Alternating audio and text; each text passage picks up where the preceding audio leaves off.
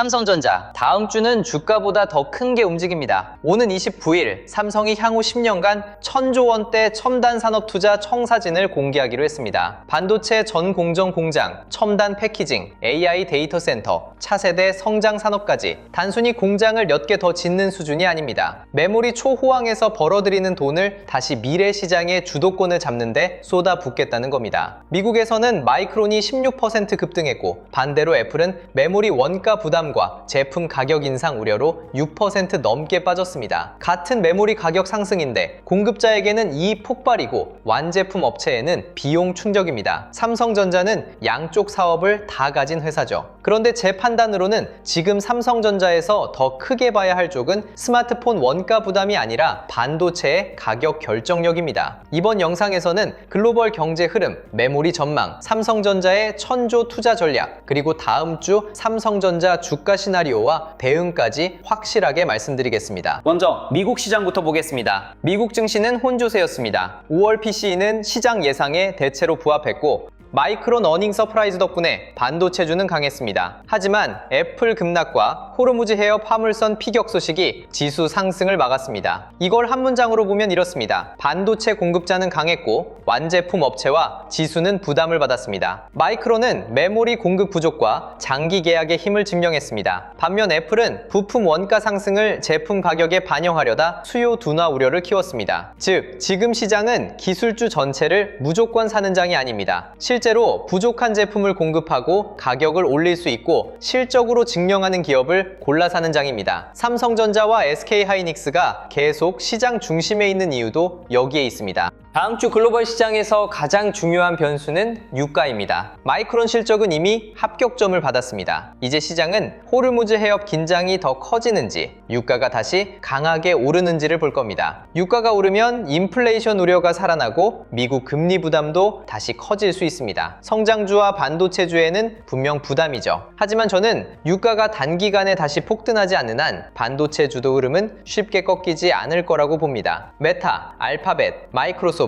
아마존 같은 하이퍼스케일러의 AI 투자 수요가 여전히 강하기 때문입니다. 지금 메모리 시장의 중심은 스마트폰 교체 수요가 아닙니다. AI 데이터 센터 구축 경쟁입니다. 그래서 애플발 수요 우려가 나와도 바로 메모리 다운사이클로 연결해 볼 단계는 아닙니다. 마이크론 실적에서 가장 중요한 건 매출 숫자보다 장기 공급 계약이었습니다. 고객들이 몇 년 동안 물량과 가격을 미리 묶으려는 움직임이 구체적으로 확인됐습니다. 이건 전통적인 메모리 사이클의 구조를 바꿉니다. 예전에는 메모리 가격이 오르면 기업들이 증설했고 공급이 늘면 가격이 다시 급락했습니다. 그래서 삼성전자와 하이닉스가 돈을 많이 벌어도 시장은 늘 피크아웃을 걱정했습니다. 그런데 고객들이 3년, 5년 단위로 물량과 가격을 미리 확보하면 이야기가 달라집니다. 공급자는 안정적인 매출을 확보하고 고객은 필요한 물량을 확보합니다. 이익의 변동성이 줄어들고 실적 가시성은 높아집니다. 삼성전자도 주요 고객과 메모리 장기 공급 계약을 확대하고 있습니다. 저는 이 변화가 삼성전자 목표가 상단을 다시 여는 가장 중요한 이유라고 봅니다. 국내 시장도 겉으로 보이는 지수보다 안쪽을 봐야 합니다. 최근 2거래일 동안 코스피는 9% 가까이 급반등했습니다. 하지만 시장 전체가 같이 오른 건 아니었습니다. 반도체와 에너지 업종이 상승의 대부분을 만들었습니다. 에너지 업종 안에도 하이닉스 지분 가치와 연결된 기업이 들어있다는 점을 감안하면 사실상 반도체 독주에 가까웠습니다. 반면 IT 하드웨어,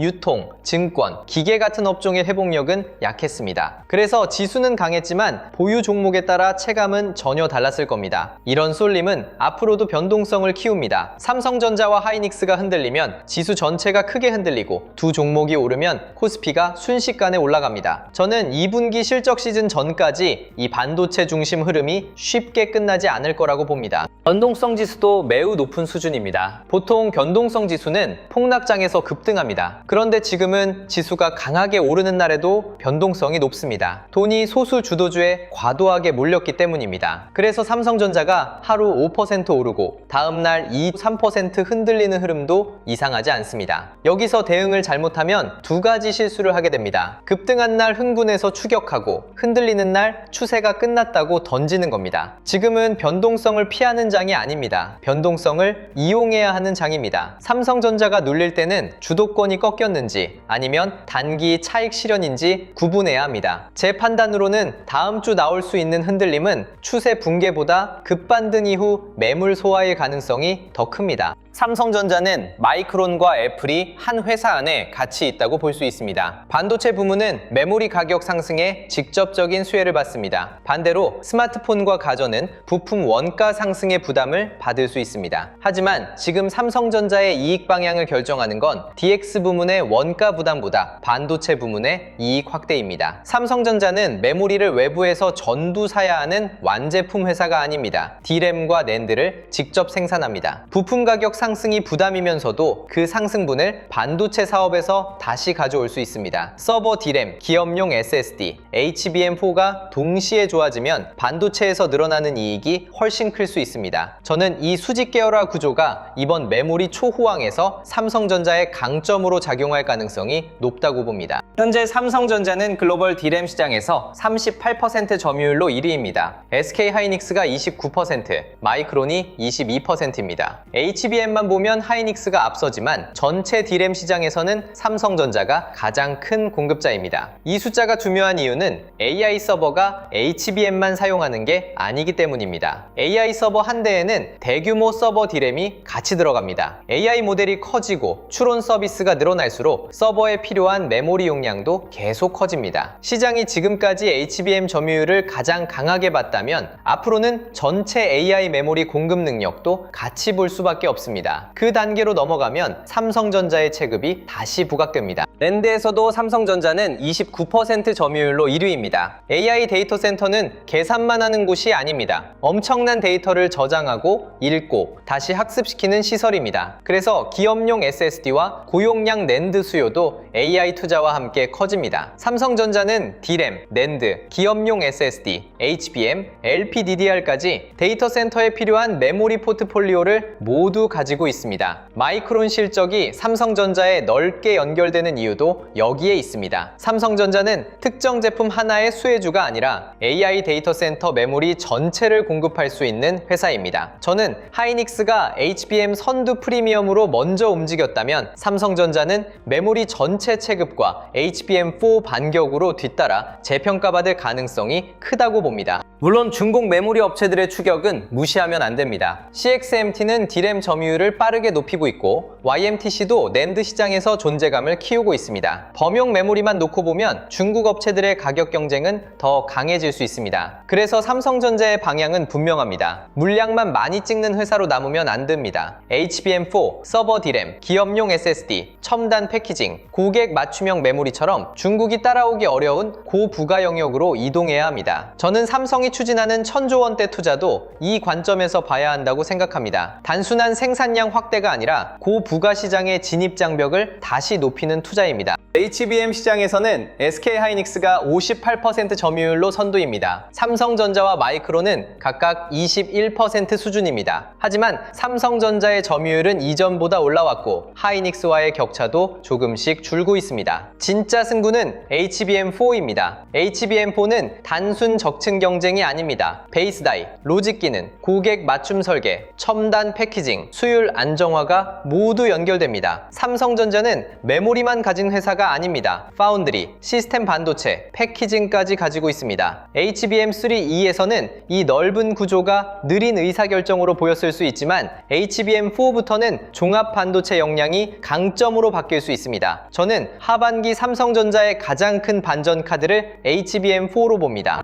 증권가에서는 2027년 HBM 평균 판매 단가가 크게 오를 수 있다는 전망도 내놓고 있습니다. 이게 현실화되면 삼성전자는 HBM 점유율을 조금 회복하는 데서 끝나지 않습니다. 고부가 제품 비중이 커지고 수익성이 달라지고 ROE가 올라갑니다. 지금까지 시장은 삼성전자를 거대한 회사이지만 수익성은 하이닉스보다 둔한 종목으로 봤습니다. 그런데 HBM4와 서버 D램, 기업용 SSD가 함께 커지면 삼성전자의 이익 체력도 완전히 미션이 달라질 수 있습니다. 저는 삼성전자의 주가 상단을 여는 건 단순한 D램 가격 상승이 아니라 고부가 메모리 비중 확대라고 봅니다. HBM4가 이 변화를 증명하는 순간 50만 전자는 과한 숫자가 아니게 됩니다. 여기에 삼성이 향후 10년 동안 1000조 원대 투자를 추진한다는 소식이 나왔습니다. 투자자 입장에서 중요한 건 숫자가 크다는 사실이 아닙니다. 어디에 돈을 쓰느냐입니다. 현재 거론되는 방향은 반도체 전공정 공장, 첨단 패키징 클러스터, AI 데이터 센터, 2차 전지와 디스플레이입니다. 그 중에서도 중심은 반도체와 AI입니다. 메모리 초호황에서 벌어들이는 돈을 다시 생산 능력과 AI 인프라에 투입하겠다는 겁니다. 저는 이 전략이 맞다고 봅니다.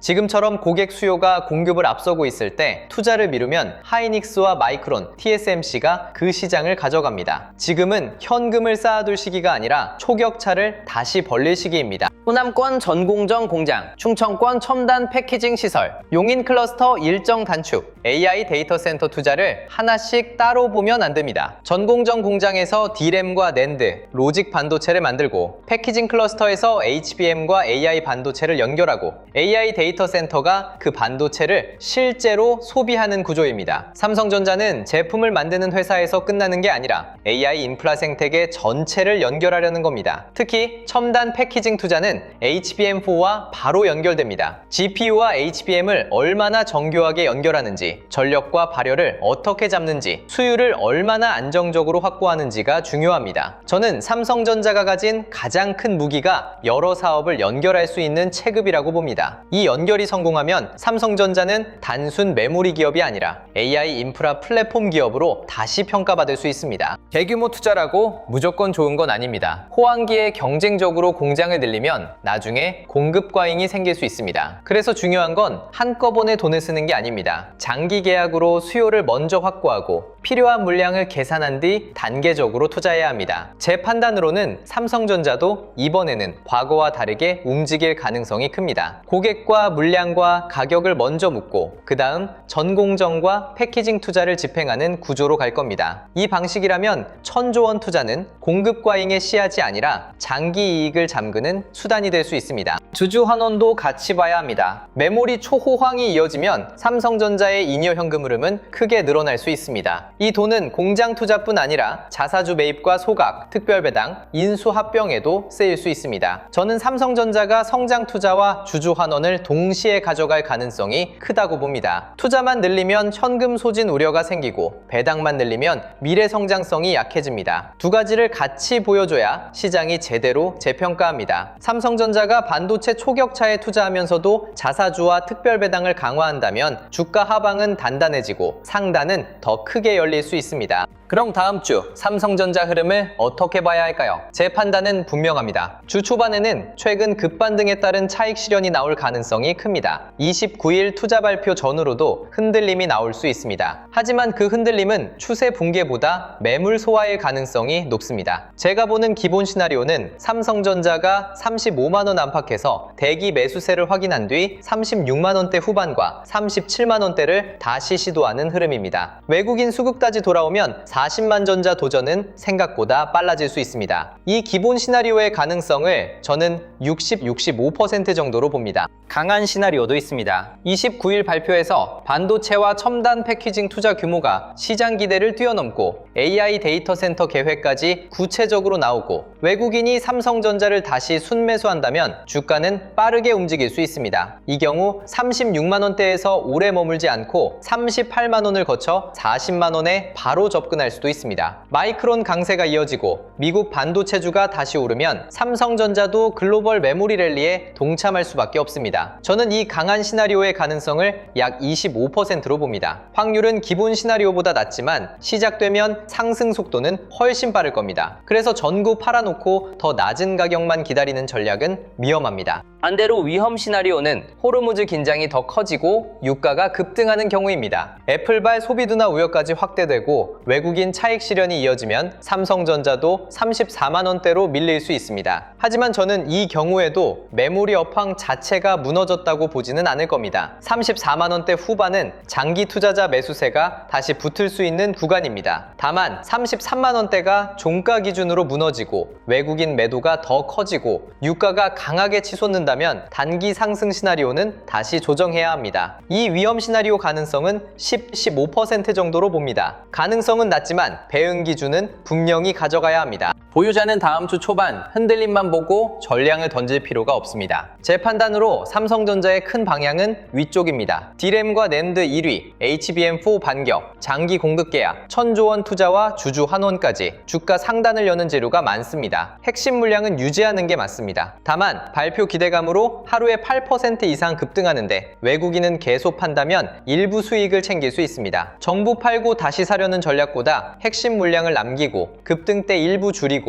눌림 때 다시 채우는 방식이 현실적입니다. 신규 진입자는 갭 상승을 무리하게 따라갈 필요가 없습니다. 제 기준에서는 35만원 안팎의 눌림이 첫 번째 접근 구간입니다. 34만원대 후반까지 내려오면 두 번째 분할 구간으로 볼 수 있습니다. 반대로 눌림 없이 올라간다면 37만원을 종가 기준으로 안착하는 흐름을 보고 돌파 물량만 작게 따라가는 편이 낫습니다. 한 번에 전부 들어갈 필요는 없습니다. 삼성전자는 이제 변동성이 큰 주도주입니다. 분할로 접근해야 급등과 급락을 모두 견딜 수 있습니다. 저는 다음 주 눌림이 중장기적으로 좋은 진입 기회가 될 가능성이 높다고 봅니다. 현금 보유자는 삼성전자와 반도체 장비주를 같이 보되 순서를 지켜야 합니다. 1000조 원 투자 계획이 구체화되면 전공정 장비, 첨단 패키징, 소재와 부품, 전력기기, 데이터 센터 인프라까지 수급이 번질 수 있습니다. 하지만 먼저 삼성전자입니다. 그 다음이 장비주와 소부장입니다. 대형주가 방향을 만들고 실제 투자 계획이 확인된 뒤 수혜 업종으로 돈이 확산될 가능성이 큽니다. 삼성전자를 놓치고 처음부터 작은 장비주만 쫓는 건 위험합니다. 시장 중심을 먼저 잡고 그 다음 순환매를 보는 게 맞습니다. 지금 시장은 우리가 예전에 알던 코스피가 아닙니다. 반도체가 하루에 10% 넘게 흔들리고 사이드카가 반복되고 주도주와 비주도주의 체감 차이가 극단적으로 벌어집니다. 저는 지금 구간을 2025년부터 2029년까지 이어질 수 있는 AI 폭등장의 한복판으로 보고 있습니다. 그래서 좋은 종목을 몰라서 놓치는 것보다 시장이 그 종목을 다시 보기 시작하는 신호를 늦게 보는 게 더 아쉬운 시장입니다. 영상 아래 더보기란에 주도주 알림센터 신청 페이지를 남겨두겠습니다. 여기서는 장전 시황, 관심 종목 신호, 한국 반도체와 주도주 흐름, 미국 나스닥 주도주 흐름까지 실제로 돈이 움직이는 방향을 같이 체크하면서 투자에 적용하시기 바랍니다. 그리고 단순히 신호만 따라가는 게 아니라 시장 흐름을 스스로 읽고 대응하는 눈도 키우셔야 합니다. 전자책 코스피 8000의 시대도 무료로 배포하고 있으니 시간 내셔서 반드시 한번 읽어보시길 권장해드립니다. 결론은 분명합니다. 미국 시장은 마이크론과 애플의 희비가 엇갈렸습니다. 메모리 공급자는 돈을 벌고 있고 완제품 업체는 원가 부담을 느끼기 시작했습니다. 이건 메모리 공급자의 가격 결정력이 강해졌다는 뜻입니다. 삼성전자는 D램과 낸드에서 1위를 지키고 있습니다. HBM에서는 하이닉스가 앞서 있지만 삼성전자의 점유율은 올라가고 있고 HBM4부터 반격할 구조도 만들어지고 있습니다. 여기에 1000조 원대 투자 계획이 붙습니다. 반도체 전공정, 첨단 패키징, AI 데이터 센터를 연결해 다음 10년의 체급을 만들겠다는 겁니다. 다음 주 삼성전자가 한 번도 흔들리지 않고 직선으로 오를 거라고 보지는 않습니다. 주 초반 차익 실현과 발표 전후 변동성은 당연히 나올 겁니다. 하지만 그 흔들림의 성격은 추세 붕괴가 아니라 매물 소화라고 보는데요. 35만원 안팎을 지킨 뒤 36만원대 후반과 37만원을 다시 넘고 외국인이 돌아오는 순간 40만 전자 도전으로 갈 가능성이 큽니다. 다음 주 삼성전자는 겁을 먹고 피해야 할 종목이 아닙니다. 흔들릴 때 비중을 모아야 할 종목입니다. 그리고 저는 하반기 삼성전자의 다음 논쟁이 40만원 회복에서 끝나지 않고 50만원 이상 재평가로 넘어갈 가능성이 크다고 봅니다.